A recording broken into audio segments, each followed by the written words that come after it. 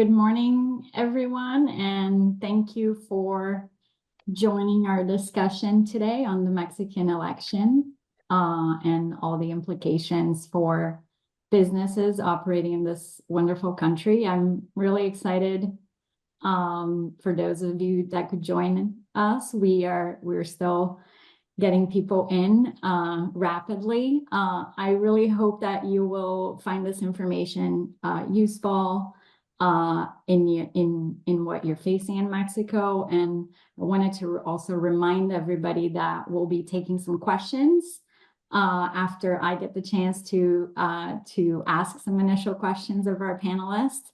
So as you're thinking about questions, please feel free to drop them on our chat. We'll be monitoring the chat, and we'll get to a Q&A session towards the back of the webinar. So before we get started, I want to make sure that I introduce our esteemed panelists.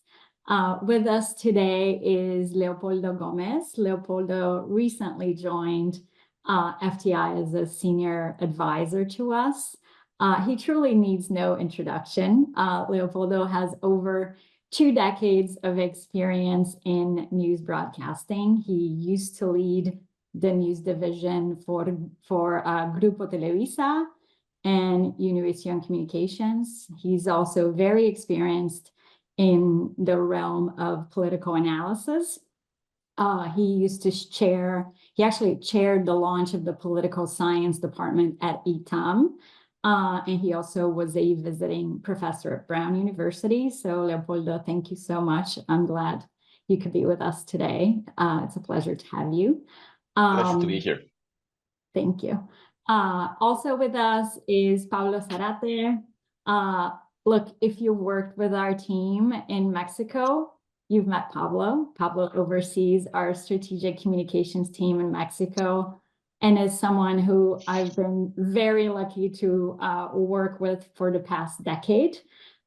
He works with our clients that are navigating really complex, high-stakes corporate challenges and political disputes, not just in Mexico, but throughout Latin America. Before he joined FTI, he also served as a government official and advised 2 Mexican cabinet agency heads. So Pablo, as always, thank you for joining us.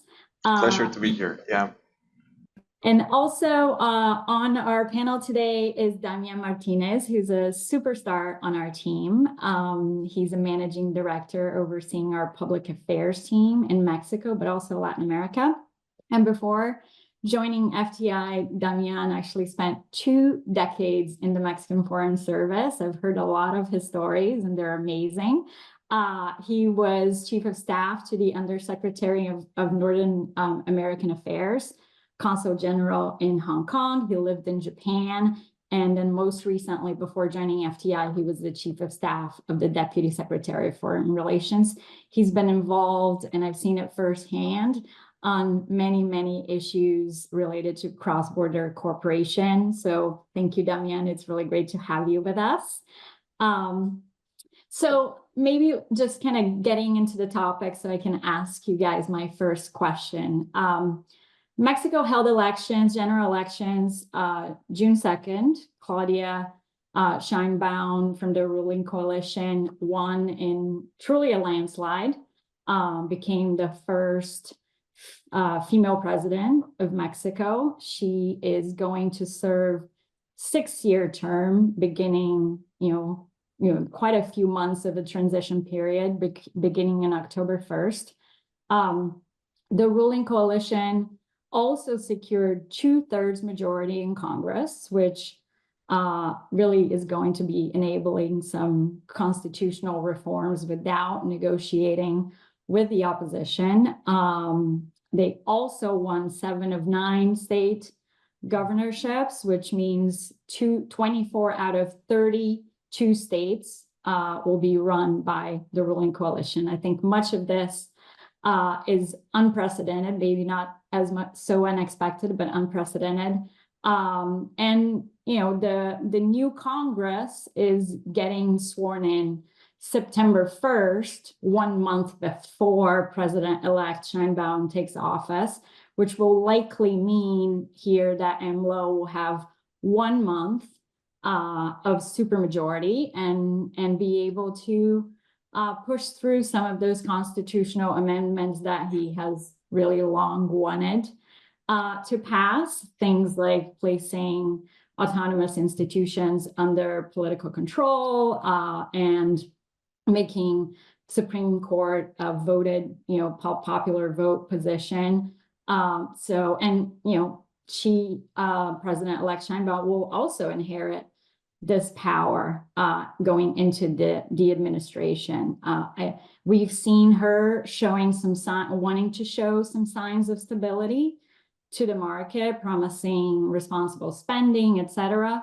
But there's so much speculation out there, right? So my first question to you guys, and I'll start with you, Leopoldo, and then we can each take 5 minutes to answer the question. But I'm curious, what's your big picture read on this election result? A lot of what we've been getting from clients is, what do we expect will change and what will remain the same, right? In terms of the constitutional reform, what can we expect and how quickly do we think we're gonna, businesses can expect to see those signs of these new reforms and the effects of it? And then I think from a broader standpoint, if there are any highlights that you could call out in your question in terms of what do businesses operating in Mexico need to keep top of mind, and some of those anticipated priorities in terms of political, regulatory, economic policies. So Leopoldo, I'll turn it over to you, and then we'll go to Pablo and Damian. Thank you very much, Anna, and thank you for the introduction. Well, as you mentioned, Sheinbaum won by a landslide. Just to compare this, she won by 60% of the vote, and that represented 35 million votes. López Obrador won in 2018 by 53% of the vote with 30 million votes. And then everybody was talking about López Obrador's tsunami. This is much bigger. And as you mentioned, I think the key fact is that Sheinbaum secures supermajorities in both chambers of Congress. She has a majority sufficient enough to make constitutional reforms in the lower house, and she's shy of that majority perhaps by 2 votes in the Senate. I don't see her having much trouble securing those 2 additional votes on a negotiation with the opposition on a case-by-case basis. Now, that's the obvious part. Now, my 3 takeaways from the election are the following. First, that despite that overwhelming victory, Claudia Sheinbaum will face significant political constraints. One is, of course, López Obrador himself. Just in the past couple of weeks, we've seen how he has insisted in the need of a judicial reform. Claudia Sheinbaum has been trying to contain the damage because investors got really worried about that.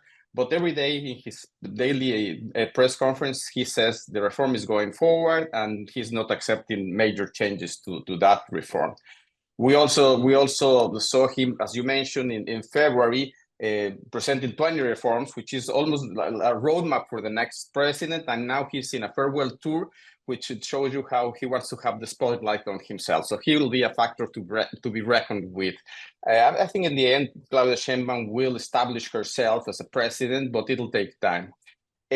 Second factor is the complexity of the coalition that brought her to power. I mean, you have to imagine this. A lot of congressmen now were selected by raffle. So they are unknown to many of us.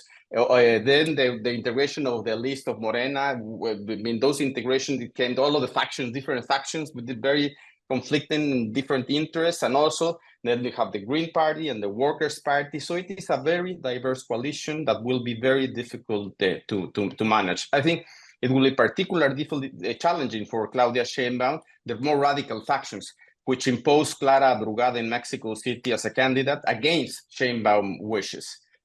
So the resistance that Sheinbaum will face will come not so much from the opposition now as it will be from his own governing coalition.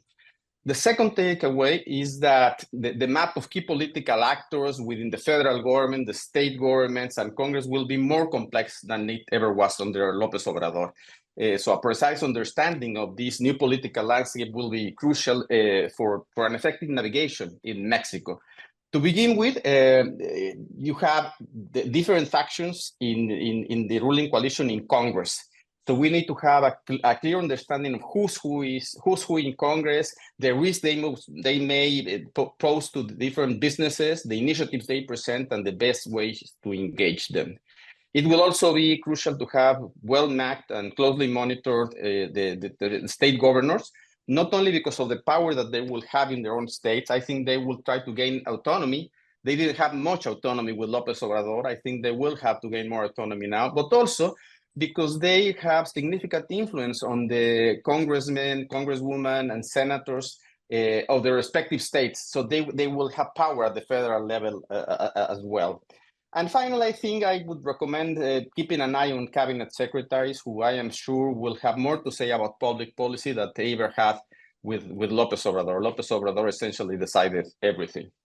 And the third takeaway is that Sheinbaum does not have the leeway that López Obrador, I'm talking about the economic leeway that López Obrador had during his tenure.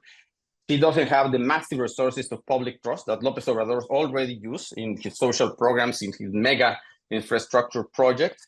And she won't have the pull effect on Mexico from the monetary stimulus and fiscal stimulus policies implemented in the United States for the COVID-19 pandemic.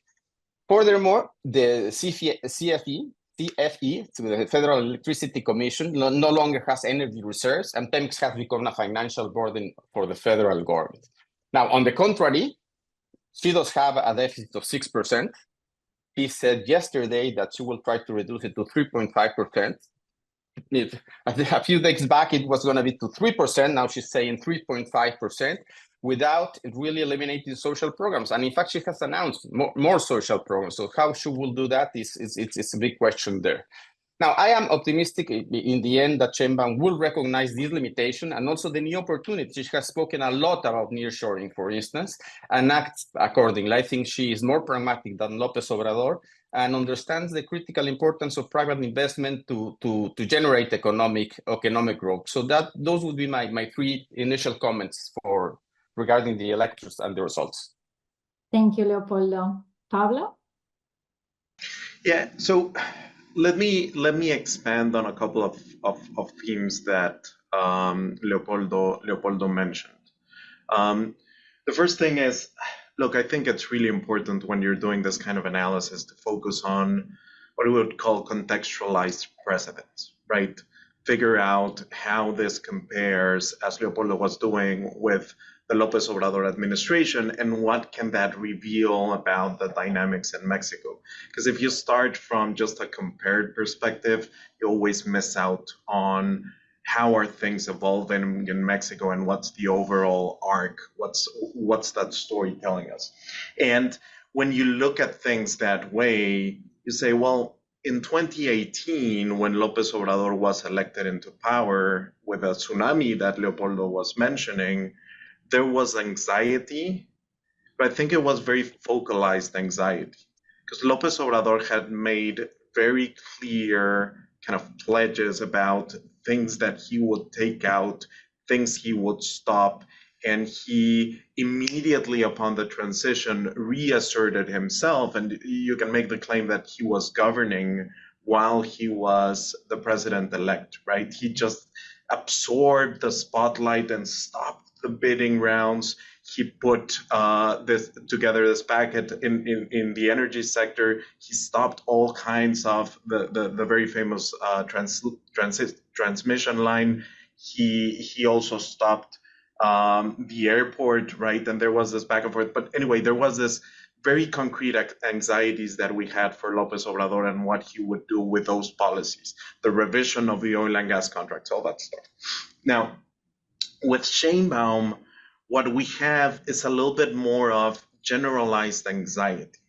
And what I mean by that is the judicial reform is something that weakens investor rights And overall, you can make the argument that it puts the overall protection of rights in Mexico in flux, but it doesn't do it in a very kind of concrete and direct way, showing what's the action that would impact those rights, right? You're weakening the framework. So right now the discussion is about something that, if the Sheinbaum administration were to decide to take action against investors once the judicial reform has been set, you can see how that is a very challenging position to be in. If other kinds of actors, not just the federal government, decide to take action against investors, it puts them in a much weaker spot, right? Because you will have a lot of uncertainties about how this new judicial system will work, but you don't have clarity just yet of what those sweeping policy reforms will look like in specific economic sectors, right? There's a broader packet of reforms, and I think that's kind of clearer. But if you look at it from a business perspective, you have this broader anxiety. And I think the overall takeaway here, Anna, is you need to be very thorough. You need to be very precise about the analysis, because if you start drawing conclusions just from the headlines, and if you start basing your confidence in Mexico on the notion of, oh no, the judicial reform will be stopped, you will be running around like crazy chasing those headlines and adjusting your perspectives from time to time. And if you're reporting to a board or an investment committee, that's a very uncomfortable position to be in. Now, the smart way to approach this is to go a little bit deeper and start assessing, well, what are the predispositions that could be activated against me? And where am I positioned in something that could be jeopardized by action, not just by the government, but from stakeholders, and start thinking about those mitigating factors that you can bring to the table. Damian, what's your take? I mean, we've had a ton of conversations on this, as I guess everybody else within most organizations. So obviously I very much agree with much of what has just been said. Perhaps just adding a layer in terms of opportunity that comes out of the places where we do have clarity. I agree that there's a lot up in the air. We have a long transition that's actually going to be the shortest recently, because they used to be in December, so now they're in October. So we're going to have this paradox of having a shorter transition that's going to feel so much longer than the others. And so yeah, a lot still working out. But out of the elections, we do come out with a clear government mandate, an overwhelming government mandate, and also a clear agenda. I think that's clearly backed by Mexican society, right? So it's not perhaps policy. A lot of discussion was on how do you tackle that agenda, but even during the presidential debates, there wasn't really a lot of fighting about what the agenda was. So I think social policy, equality, social inclusion, and nobody said that was not priority number one, right? So I think that's clearly front and center on the table for everybody. Nearshoring, all candidates spoke about nearshoring, about the need to capture this positive dynamic. Renewable energy, how do you go at it? What's the role of the state? Everybody was in agreement that was the case. Of course, Sheinbaum included, and some other topics, pensions reform. Another big one that came out of the campaign was water crisis, water availability. So out of the elections, and when you have that big of a landslide as a company, you have clarity of what resonates in Mexico and what you can do that has meaning locally. And I think that also opens an opportunity for companies. There's uncertainty about how to go about it. I'm sure we'll go into it in a second. The state has diminished capabilities to design and implement policies. We'll discuss that shortly, I'm sure. But you know where you should be pushing if you want to have local support, which is, I think, critical for most companies. So perhaps just an issue of clarity among all of this uncertainty. Damian, if I can continue with you, and just picking up on what Leopoldo said about, really keeping an eye on those cabinet positions. Yeah. I know there's been a lot of speculation, and we expect any day now, for President-elect to at least announce, who those key figures in her administration might be. Can you help us digest a little bit of the speculation? I know you don't have a crystal ball, Yeah. but I think it's on everybody's mind. And if you could say why you think those certain people might be in, yeah. Yeah, no, absolutely. So I mean, going back to what Leopoldo said, I think absolutely right. It matters what the team is, and it matters because they will have more of a margin that they used to have with, or they still have with López Obrador. So I understand why there's so much of an interest in this election. I would argue that we will have to look also at the second and third level, and about Sheinbaum's ability to actually get people to go into government. A lot of people left government, and working for the government was not attractive at all during this administration, just because of the way decision-making had been centralized, and obviously the way salaries were slashed and benefits were slashed. So if she wants to go, and I think she does, from a government that runs on disruption into a government that runs on results, you need to strengthen the capacities of the state, and you need a team that's able to formulate policies and execute policies. So today you're going to have the first announcement. She's made it public that she's going to name first 6 secretaries. She said 3 men and 3 women. It's going to be a half man and at least half women cabinet.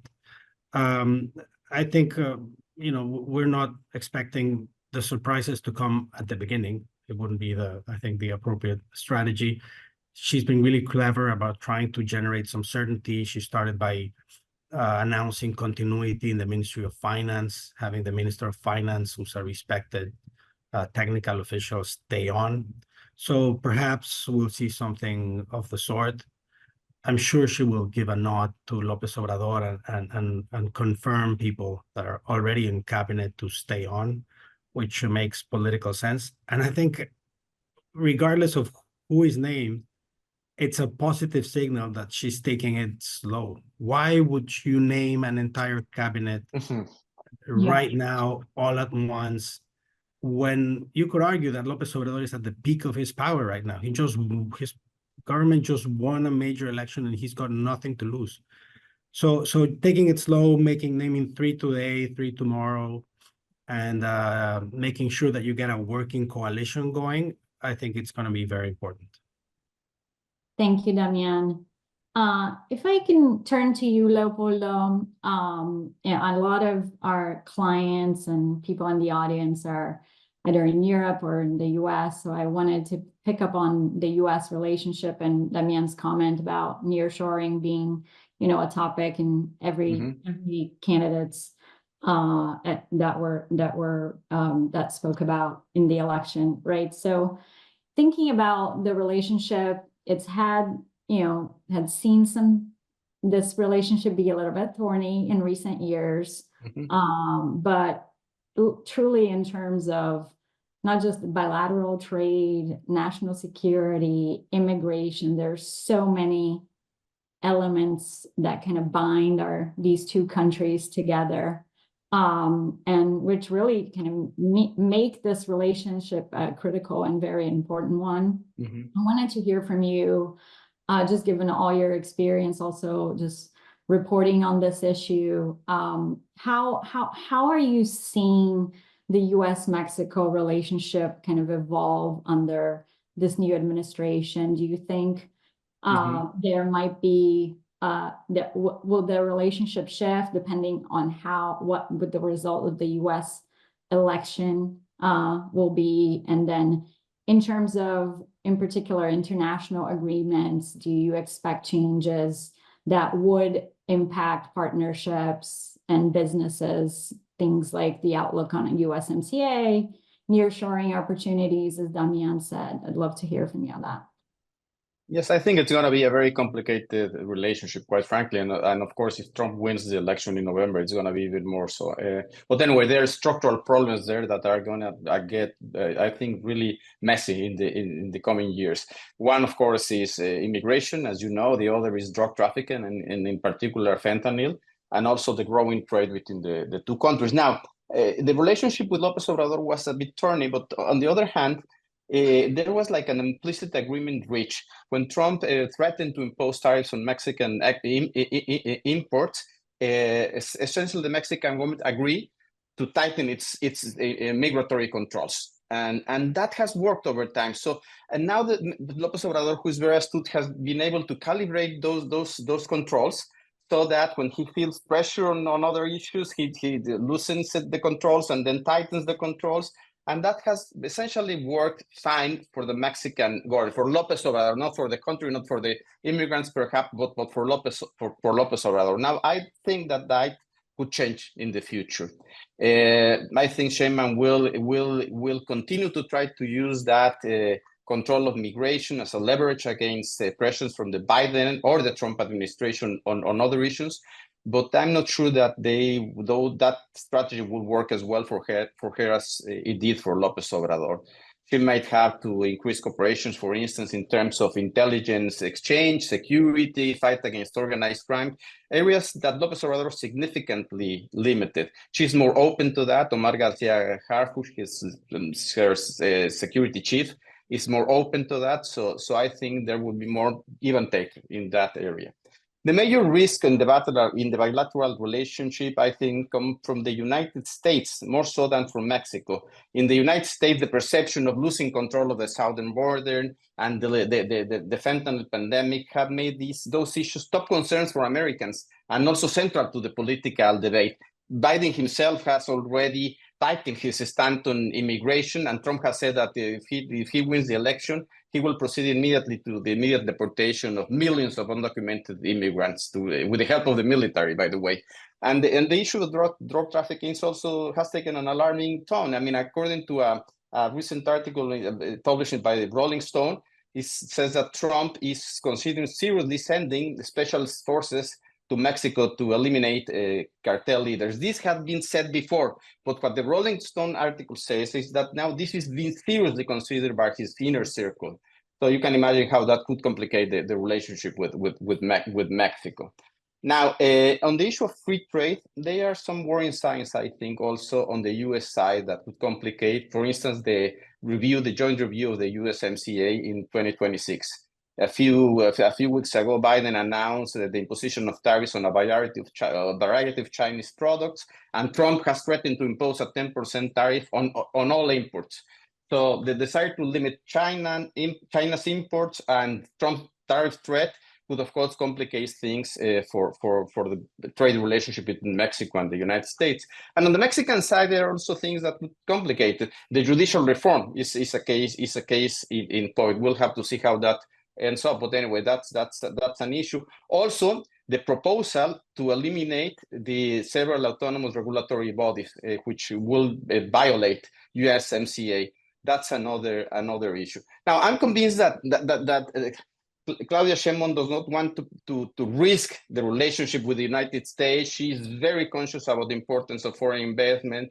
She is super conscious about the opportunity that nearshoring presents for Mexico. She even made a TikTok video explaining in very simple ways what nearshoring meant, which I found fascinating. So she has that very, very clear. So I think she will be very careful not to jeopardize the trade relationship with the United States, because it would have catastrophic effects on Mexico.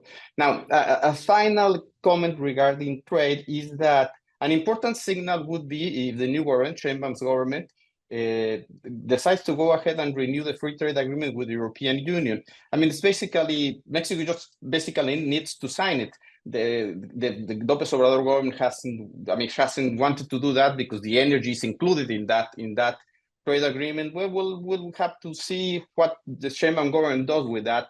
But I think if she moves ahead and signs that the renewal of that free trade agreement, that would be a great signal for the markets. I'm glad you touched on energy because I wanted to switch gears to maybe to you, Pablo, to focus a little bit on the sector specifically, right? We work for a lot of highly regulated sectors, not just in Mexico, but globally. And, you know, Pablo, you're seeing this every day. I'm curious, what's your view on, you know, how this new government and its policies might affect kind of key sectors in the Mexican economy, like energy, certainly financial services, technology, manufacturing, industrials, right? And are there any risks and opportunities at the sector level? Do you see that there might be some sectors there will be clear beneficiaries and that will benefit from this new administration? Are there any sectors that should be more cautious and that will likely you know, face some challenges? What are your thoughts? Well, I mean, I think this is a president-elect that recognizes that it's time to build in Mexico, right? She's been very clear about having a priority of building out Mexico's power generation capabilities. It's very clear that she recognizes the need for transmission lines. It's very clear that she understands the need for Pemex to be, don't want to say transformed, but that there's a need to make sure that Pemex continues to move forward in a much more constructive way. She's also a president that recognizes that nearshoring is a clear priority. Leopoldo and Damian have already mentioned this, and there's no way that you're going to get nearshoring if you don't have a massive build out of infrastructure. And that's not just in the energy space, but you need roads, you need bridges, you need a lot of constructive capabilities. If you hear how Claudia Sheinbaum speaks, it's also clear that she enjoys this, right? She talks about the first ever president who is a scientist and uses PowerPoints, and she looks at the opportunity of building those 25-year plans for water infrastructure and for energy, and there's a clear opportunity there, and there's a clear opportunity not just to participate in what will come, but it's also clear, and if you see how she is meeting with investors and stakeholders, it's clear that she wants to bring in those perspectives for the build out of her plans. Now, this does not mean that the plans are going to be perfect. Building 25-year plans, I mean, Mexico had experience building 15-year plans, and it was at a moment where the bureaucracy was recognized as more technically competent, and those didn't work, right? So the notion of having a 25-year plan, I think, can be questionable from a policy perspective. I think the overall message is we need to build something together. And I mean, just going back to the notion of contextualized precedents, López Obrador was saying it's all going to be Pemex, it's all going to be CFE, and he had that kind of discourse. We are not hearing that with her at all, and I think that's very meaningful. Just perhaps a final note here that could be relevant, and this is from a broader perspective. It's very clear that the governing style of López Obrador is predicated quite a bit on conflict instigation. It's very clear that he was very, I mean, he was able to build a position where he was a president, but he also talked as if he was the opposition. And when you listen to Claudia Sheinbaum, I think it's a completely different language and style, and it's more about conflict management, which is what you would expect on an incumbent. And those notions of conflict management, I think, open up some doors for stakeholder management. I don't want to give the impression that there shouldn't be concerns about Mexico and that there's no risk. It's clearly there. And I think folks are right in saying, oh, there's a lot of uncertainty. But when you look at this kind of signs, all of a sudden opportunity spaces emerge instead of just seeing kind of a blackened horizon of uncertainty. And I think that's critically important.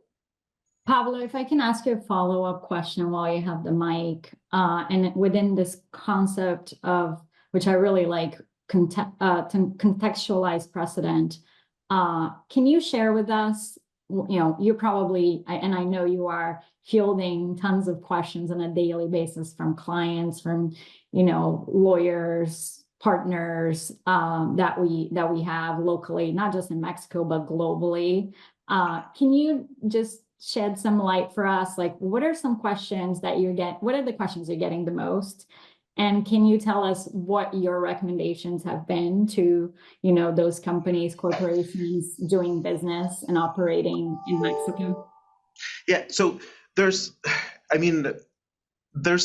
very broad mix of inquiries that we're getting. It goes from very specific, hey, can you elaborate a report that discusses the risk of nationalization or discusses the risk of expropriation, right? And I think when you look at that from a sectorial or from an asset-specific perspective, it sounds like those questions are kind of off cycle, right? Because that's not what's happening right now.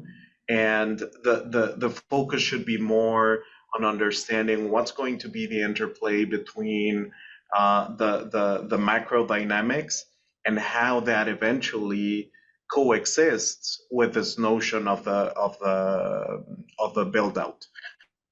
There's of course a ton of questions about what's the cabinet going to look like. I mean, I think you hit the nail on the head when you were teeing up the panel and setting the scene. That's exactly the kind of question that we're getting. And a number of folks, interestingly, are very much interested in what went wrong in the analysis, right? A lot of folks were saying that this could never happen, that Claudia was not as popular as President López Obrador. So I think there's also kind of this anxiety about, did I have the right advisors? Was I looking at the right numbers when I was walking into this? So there's also a little bit of a reshape. There's a lot of folks that are coming to us and saying, but we were hearing time and again that a landslide would not occur and that the polls were wrong. And so it's an interesting kind of mixed bag of questions. All of them show, I think, some anxiety. There's a couple of very sophisticated clients that are turning to us to say, okay, where's the opportunity? I have these priorities. I see this. How do we structure this in a way that's appropriate, that's institutional? When's the right time to engage? Do I need to put forth like an unsolicited proposal for a project that I'm keen on building? And of course, folks are looking at precedents like Mexico Pacific and TC Energy and all that and saying, is that the model that we should be following? Is that how we get into exciting opportunities in Mexico? That's great. And just continuing on this topic of just engagement, Damian, if I could ask you, I know you've been kind of the orchestrator of a lot of stakeholder engagement and engagement with the government in recent times. And I wanted to ask you if there, how can businesses effectively engage with this new administration, to kind of advocate for that business opportunity, to advocate for favorable policies? And also, were there any lessons that you think are applicable, from the AMLO time, and things to keep in mind for businesses that are looking to engage with this new administration? I'm also thinking about the Iberdrola case, where where they were quite disliked by the administration and ended up getting a very good deal as a result. Any lessons there that you would call out as best practices almost for engaging with this ruling coalition? Yeah, no, I mean, I think there are important lessons and there are important changes. I think the big takeaway, I think, is that the people used to think that it was a matter of sort of knocking on the right door and problems magically being fixed. I honestly don't think that was truly ever the case, but it's now clear that it's not. And I don't think it's necessarily a bad thing. I mean, that's not how it works in the US or in Japan or in Germany or anywhere else. You have to build your agenda, your proposals, your freedom to operate from the bottom up. So connecting some of the dots that we've laid out throughout this conversation, companies know what the agenda is, know what matters to Mexicans, not to the government, but to Mexicans in general. Obviously, you have to have also a local connection to wherever your operations are and your market that you're dealing with, or the sector that you're working on. But you know what the priorities are. And you know that you have a government, and I agree with Pablo, that is trying to build rather than dismantle. And you know that you have an administration that has limited capabilities to do so, because one of the things that was dismantled was public bureaucracy. So I agree that the path forward could be, under, not for everybody, but under the right circumstances, to structure the proposal yourself. You know what the parameters are. So you can say, this is a deal that matters to Mexico, and it matters because of this. And there are technical challenges, A, B, and C, and you can address them and overcome them in this way. And you know what the parameters that the government is looking for. There's room, you have to build it, and you have to do it very carefully, because a misstep obviously puts you in a very bad place. But there's a way for you to move forward an agenda by stepping up and proposing solutions. I think they are looking for solutions, and whoever has them will have a leg up. That's very helpful. I'm going to ask one more question, and then we're going to turn it over to the chat and ask our audience if they have any questions. So for those of you listening to us, please be typing your questions. We'll get to them. My kind of last question, at least, I wanted to do kind of a bit of a 360. Leopoldo, you mentioned, the crime, inequality, drug cartels. So I wanted to address security and public safety, right? A lot of our clients operating in Mexico feel like that's a topic that's really important to them. How do you feel this new administration is going to be addressing those economic inequality, social unrest issues? What are some of those, what implications might there be for people, for companies doing business in Mexico? Could there be an impact in terms of compliance, corruption, crime, public safety in general? And should we be concerned, especially, as Pablo was saying, some infrastructure, some of our clients are operating in remote areas. So wanted to get your take on that, and then we'll go take some questions. Okay. Well, regarding inequality and poverty, essentially, I think that the President Sheinbaum will continue the policies of López Obrador. I don't see major changes there. By the way, I think they had pretty good results. I mean, if you look, for instance, in terms of poverty, it is true that extreme poverty has not changed much, but the reduction in moderate poverty is significant. Critics would say that, for instance, the healthcare access has been a disaster, and that is true, and it's going to be one of the huge challenges for the next government. But the fact of the matter is that people have more money now than perhaps than they ever did in the past. With of course, the remittances, that has nothing to do with the government, but remittances, social programs, and increasing the minimum wage. So I expect Claudia Sheinbaum to continue those social programs, add additional ones. She announced already 2, and also to keep on raising the minimum wage. That has resulted, of course, in a reduction of inequality. And mind this, it's not only the increase in minimum wage, average wages increased also during the López Obrador administration. Now, it is important to know that as mayor of Mexico City, Claudia Sheinbaum targeted better the social programs for the poor. López Obrador social programs have a universal character. I mean, my mother gets a pension, and even if she doesn't require that pension, Sheinbaum will, I think, adjust the social programs so that they are better targeted to the poor. I think that would be the only important change that I foresee in terms of social policy. In terms of social unrest that you mentioned, I don't see any concerns in that respect. That was not an issue during López Obrador government, and I don't see that becoming an issue with Claudia Sheinbaum.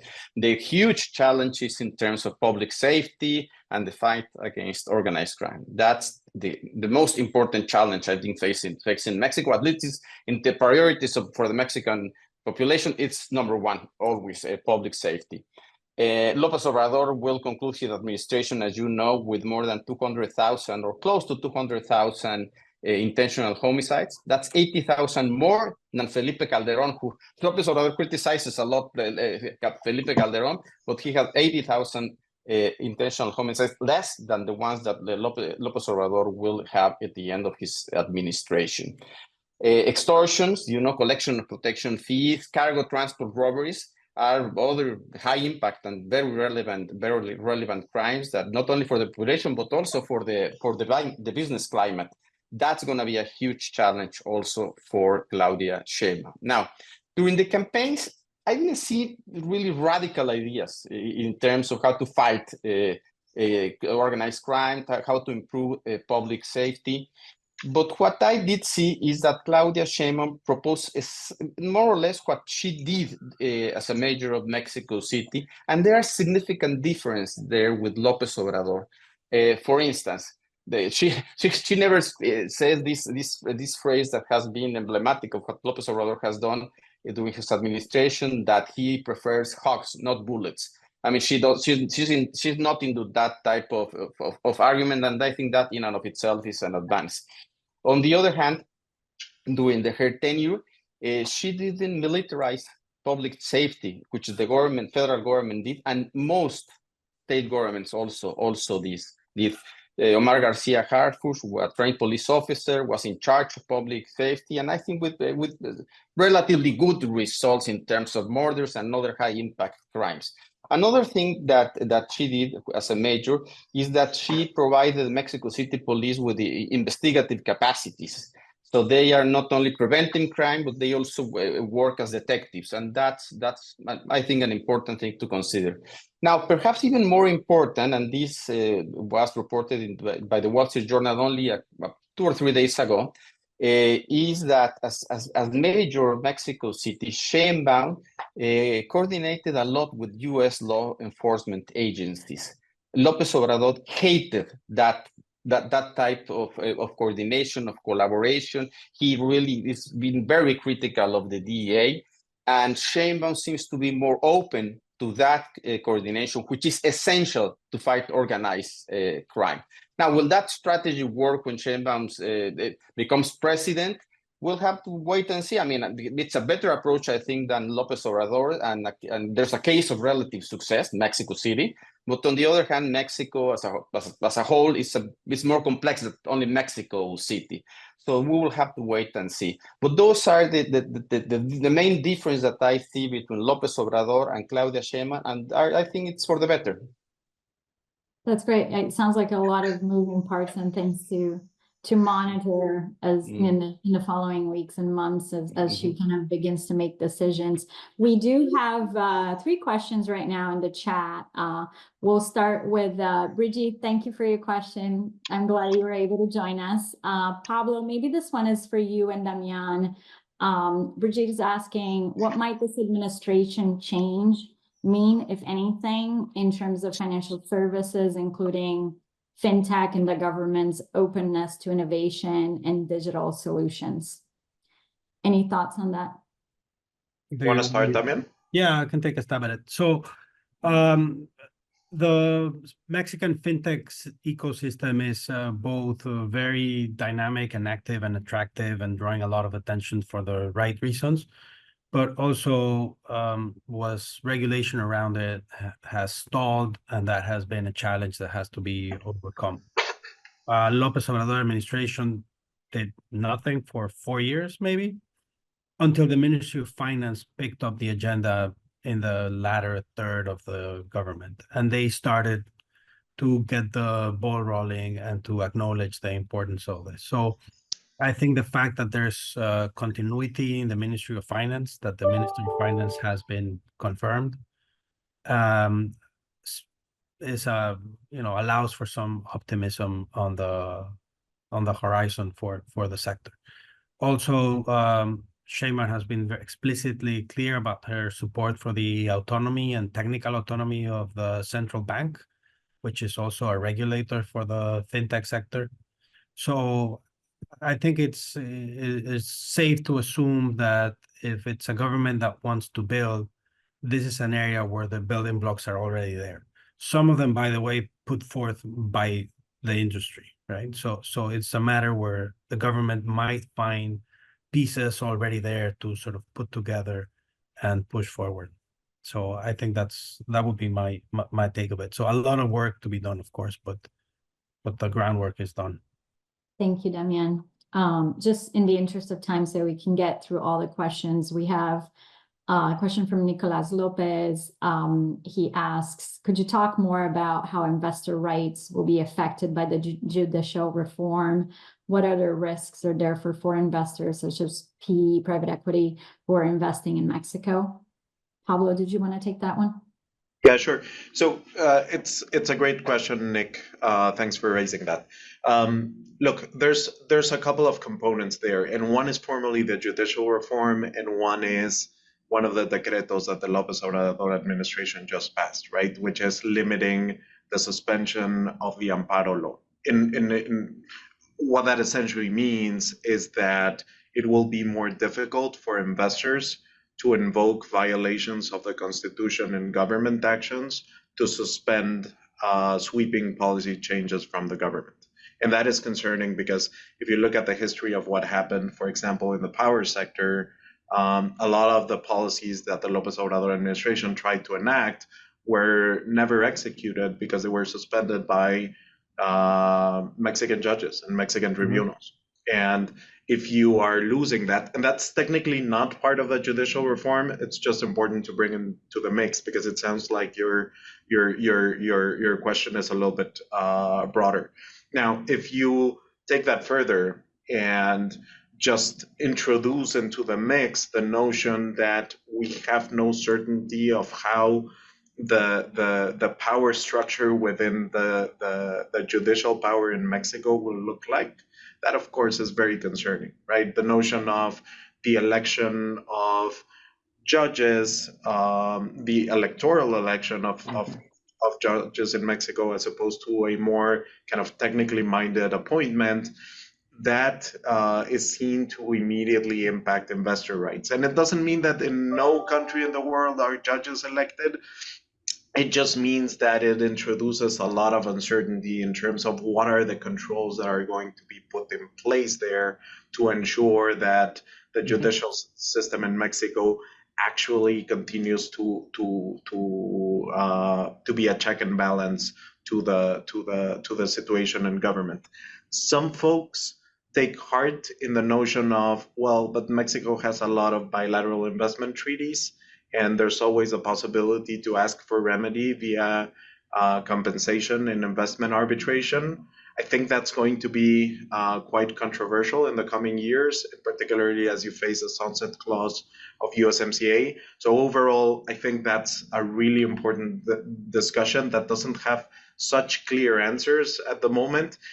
What I would just advise is you need to look at things no longer with a blanket confidence that we used to have in Mexico. You need to look at things a little bit more granularly and look at what could be the drivers of potential tension with either the government or other stakeholders that could become thorny things down the line.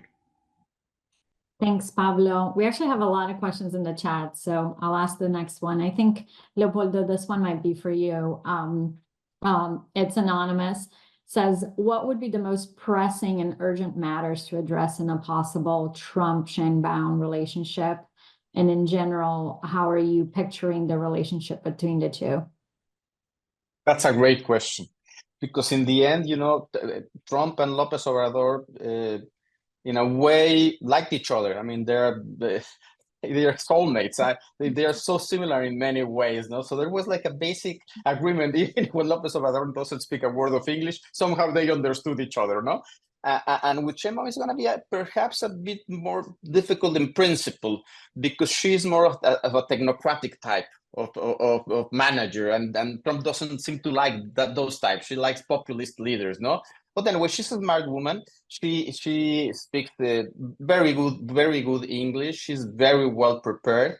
She will have, I suppose, a very good team to handle in the foreign relations. And the thing here is that, as for instance, immigration, this has become such an important issue in the United States. I mean, in some surveys, it comes as the most important issue for Americans. The border security, not immigration, border security. And Trump, you know what how he feels about it and how much mileage he gets from that. So he'll be very tough on that, and there's no way that the Mexican side you just have to, you cannot just stay quiet, no, and take the blow. So those issues are by themselves very complicated to handle. I'm betting that with a good team and the intelligence of Claudia Sheinbaum, she can manage to go around some of them. Now, again, I think the big asset that Claudia Sheinbaum has is her willingness to cooperate in terms of security. That was practically canceled in many ways with López Obrador, and she will engage in that type of cooperation, which is essential to fight organized crime. I mean, there's no other way around it. And if she cooperates in that respect, I think that she can get a lot of mileage there with the Trump administration. It's not going to be easy. It's never easy with Trump, but I think there are ways to manage that conflict. I guess we'll have to wait and see. Yeah, see. Thanks, Leopoldo. Pablo, I think the next one is obviously for you. It says, do you think we should expect significant changes for Pemex under Sheinbaum? I think we do. So the first thing, and this is very obvious, is Pemex's short-term financial situation is reaching a point where it's unbearable, right? If you look at short-term liabilities for Pemex, right? So the bills that are due in the next 12 months, that adds up to $65 billion. And this is a company that has an average yearly revenue of $70 billion. So you can always make the argument of, look, there's going to be continued support from the government, much like the López Obrador administration has done, but you need to take it to a whole new level to keep Pemex going in the way that it has been going, right? So it's no longer this bits and pieces of support of 5 billion here, 10 billion here. We're talking about the need for an injection of anywhere between 30 and 50 billion dollars. There's already talk about that. There's already speculation that the Ministry of Finance has been in conversations with investors in New York to discuss a plan for the government to assume about $50 billion worth of debt. And here's the really interesting piece. Hacienda has been insisting in a growing way that kind of money cannot be provided without asking for changes from Pemex. In other words, that kind of rescue, which is pretty much an unprecedented rescue package from the Mexican government, only comparable to the amounts of Fobaproa, will have to come with some conditions. And I think Hacienda has an interesting view on this. Going back to what Damian was saying about the cabinet, we do expect continuity in Hacienda, right? So expect a more proactive Hacienda taking a little bit more of the reins on Pemex on the coming months and years. Our next question is from JP. I'm just cognizant of time, as we'll probably see some people leaving for other meetings. JP asks, what are some of those imminent significant negative impacts from the judicial reforms, and if you see any positive impacts that we could expect?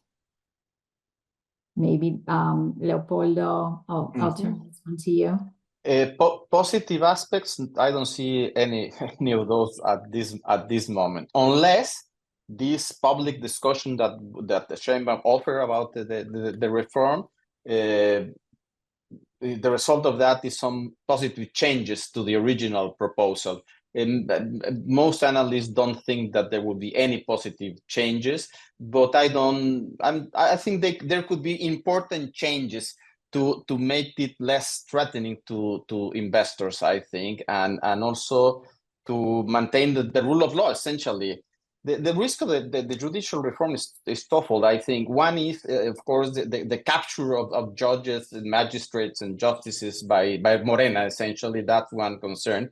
And the other one is the technical capacity of the judicial system. I mean, when you get rid of all the people that know really how to operate this very complex machinery and bring in new people, it's gonna take a long time for them to get to know how to solve cases in technical terms, and that's also an issue of concern. So the immediate things to keep an eye on is whether there are any important changes made to that reform, even if it is not the popular election of justices. I mean, that I don't think will change, but perhaps they can establish requirements that ensure that they will technically qualify to occupy their positions. That's something that I hope to see in the discussions in September in Congress. Thank you, Leopoldo. The next question we have here on the chat is from Fernando. And I think this one might be good for you to address in terms of, we've seen obviously AMLO take an ideological approach to many issues, energy, tobacco, corn, etc. And Scheinbaum has signaled a bit of more of a technical stance. Do you expect her to kind of keep on the ideological train, or shift to a technical stance on these and potentially other issues? I think I mean, to keep it brief, I think she's aware that you need technical solutions to address even ideological problems. So I think so yeah, let's leave that. Thank you. Yeah, two more quick questions. Hi, Alex. Thank you for your question. He says, not sure if this was addressed already. I'd like to know your opinion on the dollar-peso parity, and what would they expect the parity to be in the short and long term? Someone's looking to invest, it sounds like. Who wants to take this one? Oh, I mean, I don't know, but I do know that there's the movement, let's sort of the weakening of the peso that we've seen so far is believed by most to have a positive side to it. We are an exporting country. We are, if you're trying to attract nearshoring, a super strong currency is obviously not necessarily an asset as you fight to attract those investments. So I think we have a flexible exchange rate. It's market set, so it's not like on previous transitions where the concern was whether the Mexican government or the central bank could hold the value of the peso. Nobody's holding the value of the peso. It's free floating.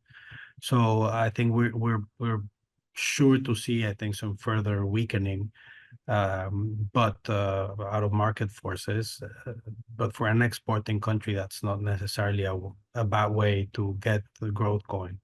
Yeah, you're absolutely right.